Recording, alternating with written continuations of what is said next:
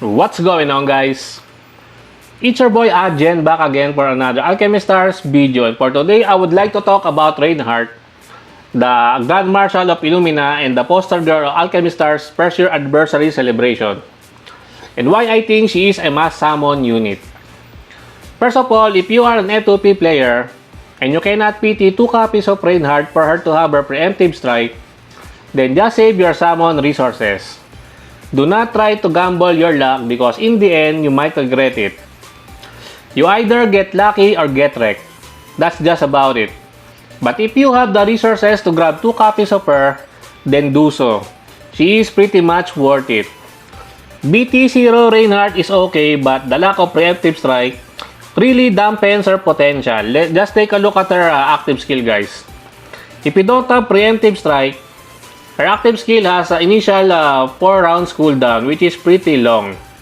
So, without preemptive, you will only be able to activate this one on turn 5.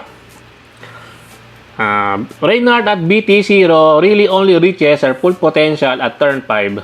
That is why preemptive strike plays a vital role for her to be considered broken. Just think of Hero. At BT3, Hero is considered broken, where it really elevates her potential to be considered a broken unit. Reinhardt's active skill is pretty bonkers. You can select any portals in the field and place a beacon. Think of this beacon as something like Asher's Mirage. This beacon will damage the enemy's portals around it when Reinhardt activates her chain combo. It's a pretty busted skill since you can place it also underneath the enemy tiles. So yes, against 2x2 or 3x3 enemies, it is indeed pretty powerful. Also, by activating her active skill, you will enter finality state, which gives Reinhardt the ability to do diagonal attacks. And diagonal attacks are proven to be very powerful, especially if it's attached to a DPS unit. You will also gain an instant 15% attack boost for Reinhardt and a 7.5% attack boost to your team since you will gain 5 stacks of Finale. Although this 5 Finale will get cancelled when your penalty state is over, which is okay. BT3 Reinhardt is pretty much a goddess of DPS and utility. She is pretty great against multi-tiled enemies and single-tiled enemies. She is a combination of sniper and a detonator. Usually in other games, being a hybrid has its ups and downs, but Reinhardt being a hybrid sniper and detonator for me is just perfect. I might be biased here, but that's just how I feel for her when I use her.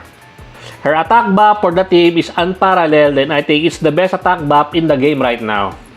It is very strong, especially in long drawn fights where usually it is the harder contents in the game. Besides her godlike support utility, she is just a beast in dishing out tons of damage to the enemies. If you pair her up with Florine, she's just stupidly busted, no pun intended. Right now, Reinhardt and Florine are the core meta-defining units in the Thunder team. If you have them both, then congratulations, you can already make a very powerful Thunder team just with those two at the core. If you want to have a better perspective on team building with Reinhardt as the core unit, you guys should probably check my other video that I just published before this one. And in that video, I talk about the teams that you can possibly make with Reinhardt as your core unit. Also, Reinhardt completely trivializes the Thunder Spire. I started to climb the Thunder Spire and I think I started at floor 81 or floor 82. I cannot remember, but by climbing the Spire, I am now at floor 96 without even struggling. Reinhardt is definitely bonkers. I just stopped the climb since I need to rest myself since I don't have that much free time in playing. But I think Reinhardt can completely destroy Thunder Spire up to floor 100. I already made a showcase video of her destroying floor 89, which is considered one of the hardest floors in the Spire dungeon. Because usually in that floor, it is usually cleared by detonators, but in my clear, I only use Reinhardt and Florine without any detonators in the team. I will do another showcase of her destroying Corrosion in Spire floor 95. And that video will be coming up. So if you guys want to get notified, you know the drill, guys. You know the drill. Subscribe to my channel, hit that notification bell so you get notified when I publish new Alchemy Stars content. And moving on top of being a powerful unit, Reinhardt is just so fun to use. And I think that is one of the most important factor in determining the value of the unit. And lastly, she is a top tier waifu with a top tier voice actor. Just take a look at her, guys. She is gorgeous, guys. Even without the fan service thing, even with not much skin to bear, no much skin exposure, Reinhardt is just pretty gorgeous. Look at her. What more can you ask for? Meta and waifu in one unit. And that is my take and final verdict on Reinhardt. She is broken at BT3. She's just so strong and pretty fun to use, and I don't think I can take her off on any of my Thunder teams.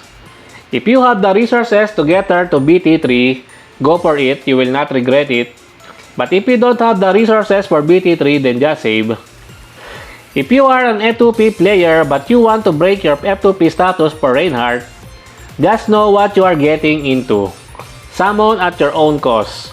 And you have to be responsible for your own actions because spending on gacha games is really not recommended. It is up to you. If you have the spare money, then go do it. It is your choice. Anyways, that's it for me for today, guys. I hope you enjoyed this video. Please leave a like and subscribe. I would really appreciate it if you could help me grow my channel more. And thank you to everyone who are supporting my channel. I appreciate every one of you. Until next time, peace!